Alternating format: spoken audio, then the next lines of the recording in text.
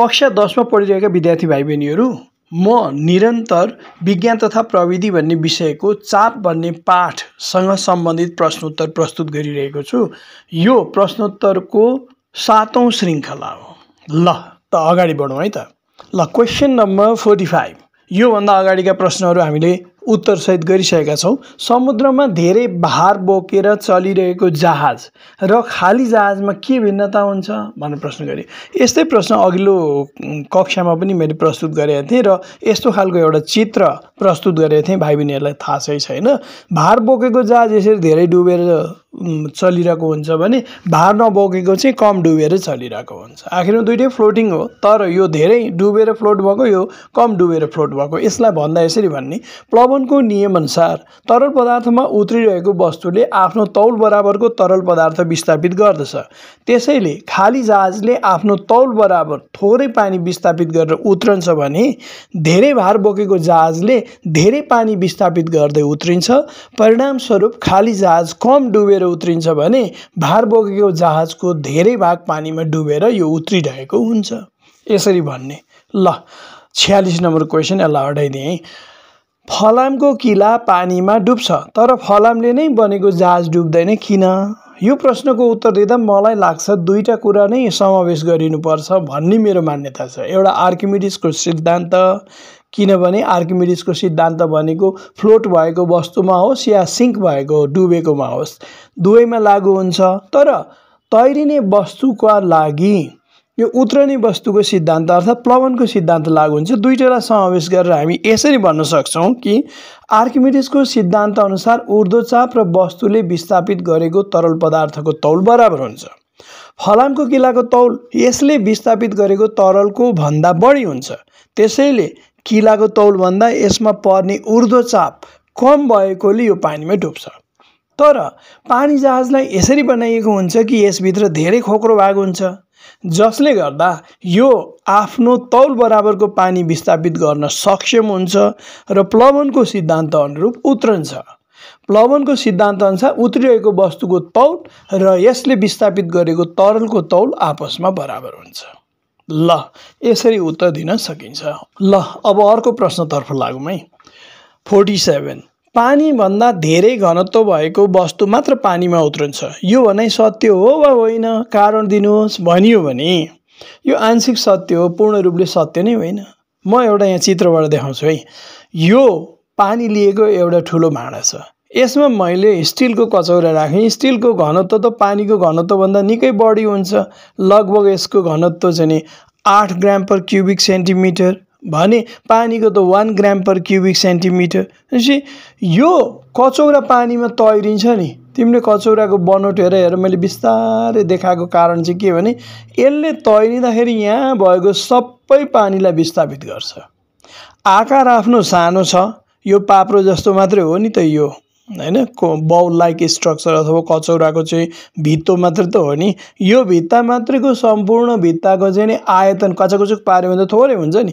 तर यहाँ हेर, यहाँ भित्र भएको सम्पूर्ण पानी, यहाँ सबै पानीलाई यसले यहाँबाट हटाउन सक्षम भयो भनेपछि यसले आफ्नो तौल बराबरको पानी पनि विस्थापित गर्न सक्छ यसको विशेष आकारको कारणले गर्दा। त्यसैले पानीभन्दा घनत्व बढी भएको यो फलामले बनेको वा स्टिल भन्छौँ हामी, त्यो फलाम लगायत अन्य केही धातुहरू मिश्रित हुन्छ, त्यसको घनत्व बढी भए पनि त्यो तैरिन्छ। अब यो क्षेत्रलाई हटाइदिउँ। अब यसको उत्तर लेखौँ है त। यो भनाइ सत्य होइन भन्ने। पानीभन्दा कम घनत्व भएको वस्तु पानीमा उत्रन्छ, तर पानीभन्दा धेरै घनत्व भएको वस्तुलाई पनि पानीमा तैराउन सकिन्छ यदि त्यो गह्रौँ वस्तुको भित्री भाग खोक्रो बनाइदियो भने।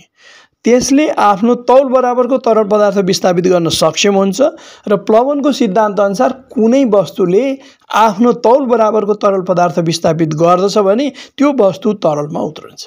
त्यसैले गह्रौँ वस्तुलाई खोक्रो बनाउँदा त्यो पानीमा उत्रिन्छ। ल अर्को प्रश्न। पोखरीको पानीमा भन्दा समुद्रको पानीमा पौडी खेल्न सजिलो हुन्छ किन? अब यो भाइ बहिनीहरूलाई थाहा छ छैन? पोखरीको पानीको घनत्व कम छ, समुद्रको पानीमा नुन घुलेको छ, त्यसको घनत्व बढी छ। घनत्व बढी भएको तरलले अपवर्ड फोर्स अर्थात् ऊर्ध्वचाप धेरै दिन्छ। हाम्रो शरीरमा धेरै ऊर्ध्वचाप पढ्यो भने त पौडी खेल्न सजिलो भयो नि त, तैराउन मद्दत गर्ने भयो नि।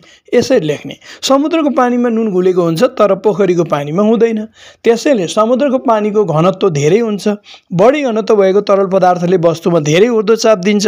त्यसैले शरीरमा धेरै ऊर्ध्वचाप पर्ने भएकोले पोखरीमा भन्दा समुद्रमा पौडी खेल्न सजिलो हुन्छ।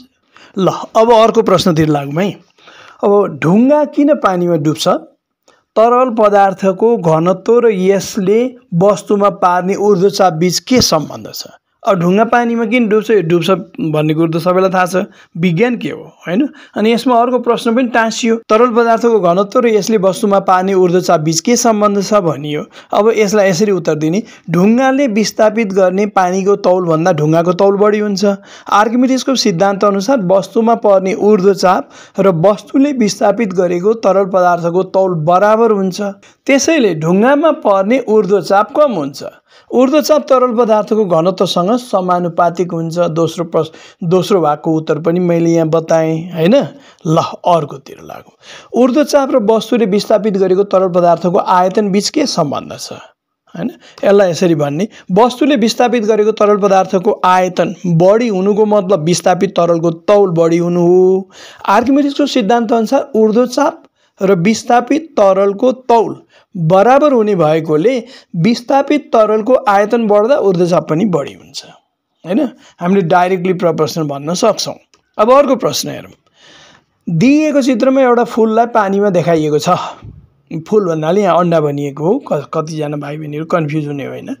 यी दुई मध्ये कुन समुद्रको पानी हो र कुन नदीको पानी हो? ल हेर त, दुईटा यहाँ फुल देखाइयो, एउटामा डुबेको एउटामा उत्रेको। केमा डुब्छ?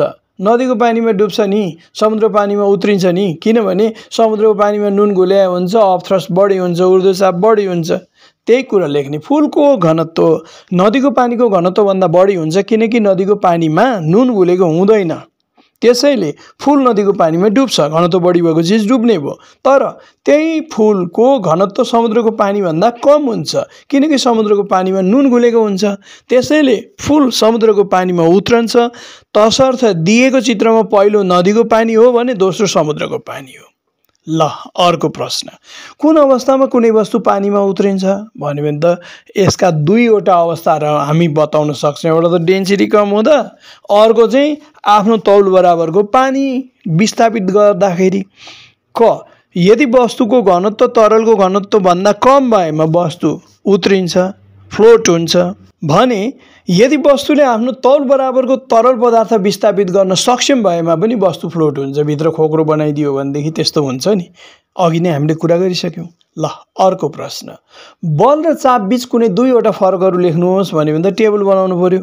बल भने के हो? यो हामीले बल र चाल भन्ने पाठमा सुरुमै पढेका थियौँ। बल त्यो हो जसले वस्तुको चाल वा विश्रामको अवस्थालाई परिवर्तन गर्दछ वा गर्न खोज्छ। तर चाप भनेको यही पाठको सबैभन्दा सायद पहिलो प्रश्नको रूपमा हामीले गरेका छौँ। एकाइ क्षेत्रफलमा लम्ब रूपले परेको बललाई चाप भनिन्छ। यसको एसआई एकाइ न्युटन हो, यसको एसआई एकाइ चाहिँ पास्कल हो। यो दुईवटा महत्त्वपूर्ण फरक। अर्को, एउटा पानी जहाज समुद्रबाट नदीतर्फ छिर्दा यसको कति भाग बढी वा कम भाग पानीमा डुब्दछ कारणसहित लेख्नुहोस् भनियो। अब के भन्ने सजिलो छ। समुद्रको पानीमा नुन घुलेको तर नदीको पानीमा नघुलेको हुनाले नदीको पानीको घनत्व कम हुन्छ। कम घनत्वको पानीले ऊर्ध्वचाप कम दिने भएकोले नदीको पानीमा जहाजको धेरै भाग पानीमा डुब्छ। ल त भाइ बहिनीहरू, अब यति धेरै प्रश्न उत्तर गरिसकेपछि हामीले यो पाठको सबैजसो कुरा हामीले सामान्यतया सिद्ध्यायौँ। अब हामी अर्को पाठ पिरियोडिक टेबलतिर लाग्दैछौँ। अर्को कक्षामा म पिरियोडिक टेबलसँग सम्बन्धित प्रश्न उत्तर प्रस्तुत गर्दैछु। ल आजलाई रोकौँ है त।